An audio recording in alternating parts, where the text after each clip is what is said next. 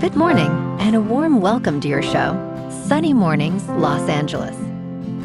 I'm your host, Melissa, and it's Monday, August 24th. You'll be interested to know. 20 years ago, today in 2006, astronomers voted to reclassify Pluto as a dwarf planet, recognizing it as one of many small worlds in the outer solar system.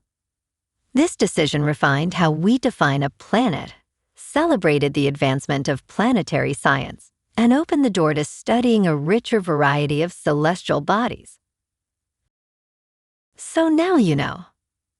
And now, it's time for the Surf Report. Monday at Venice Beach. This morning it's looking clean, with 2+ feet waves rolling in. Conditions hold steady at 2 to 3 feet through the morning, shifting to fair as the wind picks up slightly. By noon, expect onshore winds at 5 miles per hour, adding some texture to the surface. Best time to ride is at 6 a.m. with a 2-foot incoming mid-tide when the south-southwest swell is 1.5 feet at 14 seconds, and the sideshore wind is 0 mile per hour. The first high tide on Monday will be 4 feet at 9:15 a.m., followed by a 2.5-foot low tide at 1:45. The nearshore buoy at Santa Monica Pier reads 72 degrees for the water temperature. Conditions remain clean with consistent 2 to 3 foot waves on Tuesday and Wednesday, ideal for all skill levels. Expect a slight increase in size on Thursday, with waves reaching 2 to 3+ feet, though choppy conditions may arise later in the day. Overall, Wednesday offers the best conditions early, while Thursday has potential for more energy despite some chop. This morning, it's mostly sunny, and it feels like 74 degrees with no wind. The sunset will take place at 7:30, and it will rise again tomorrow at 6:22. Looking ahead in the weather. Saturday will be mostly sunny with highs near 64 and a northeast breeze up to Skip. Sunday and Monday warm up with Sunday near 68 and Monday near 72, staying partly to mostly sunny with lows in the upper 40s to mid-50s. A slight chance of rain returns Tuesday afternoon into Tuesday night with highs near 71 and overnight lows around 57. Bonjour, food enthusiasts. This podcast is brought to you by Versailles Cafe and Pastries in Encinitas. Nestled on El Camino Real South, just north of Encinitas Boulevard, this cafe is a haven for culinary delights. Indulge in their amazing Eggs Benedict or their gluten-free crepes. You can grab a panini for lunch or just breeze on through to get your morning coffee. They are open every day from 8 to 5. So stop on by and don't forget to tell them Sunny Morning sent you. In local news. In a remarkable survival story, a Long Beach man is recovering in the hospital after being lost at sea for more than 12 hours. Paul Carbullido was thrown from his rented jet ski by a wave on Sunday night, prompting an extensive overnight rescue operation that concluded successfully Monday morning. His friend swam for over an hour to reach shore and seek help, initiating the 12-hour search effort. Carbullido described his harrowing experience, stating, "I was getting weaker and weaker as he drifted farther from shore." Thanks to his life jacket, the U.S. Coast Guard was able to rescue him from the Pacific Ocean, bringing him back to Long Beach Memorial Medical Center to recover from hypothermia.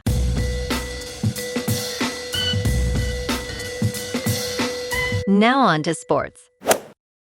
Last night on a Sunday standalone in Nashville, the Tennessee Titans erased a second-half deficit to beat the Seattle Seahawks 19-16, moving to 2-0 in the preseason, while Seattle fell to 0-2. Seattle struck first on a 36-yard touchdown pass and led 16-9, but Tennessee answered with a 40-yard field goal and closed it out late. The defensive highlight belonged to Seattle.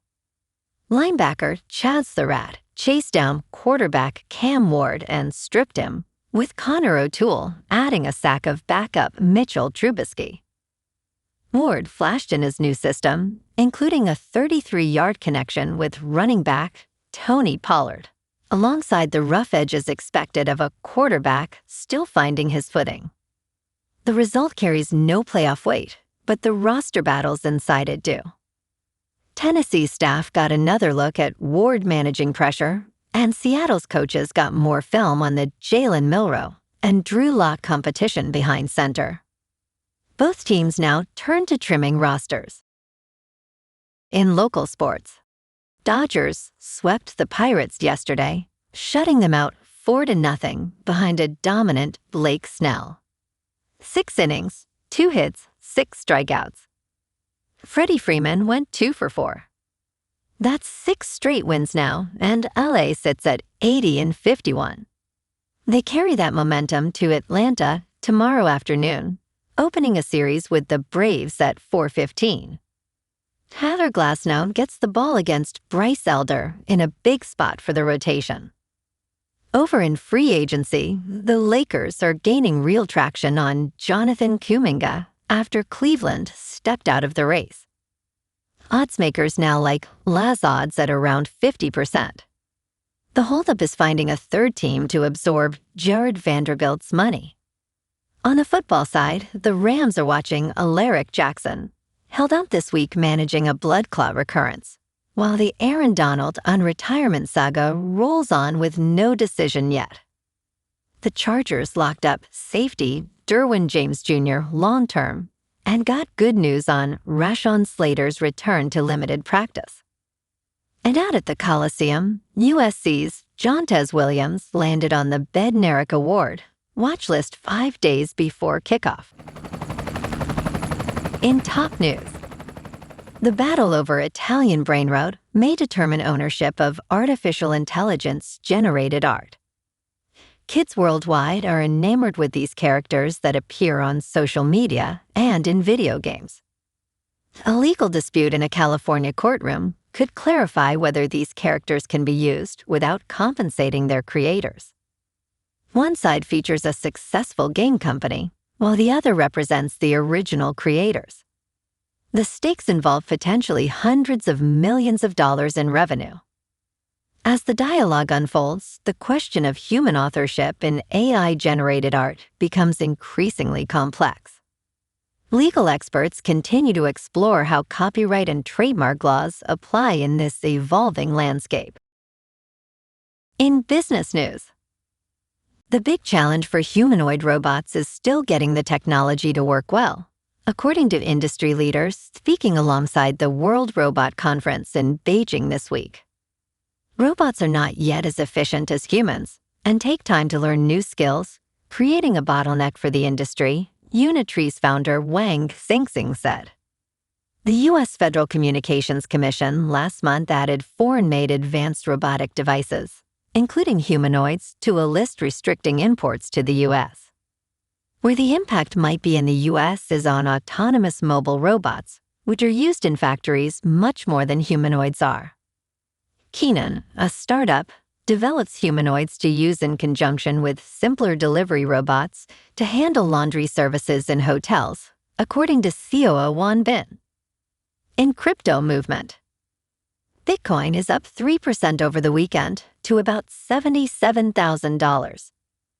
Ethereum is up 4% to about $2,000. And Sarpede is up 15% to $1.48. Moving on to a more local vibe. In our community spotlight on health and wellness, we are working with a national Pilates studio to bring you some free classes, so listen up. Check out Club Pilates, with several locations in the San Diego area.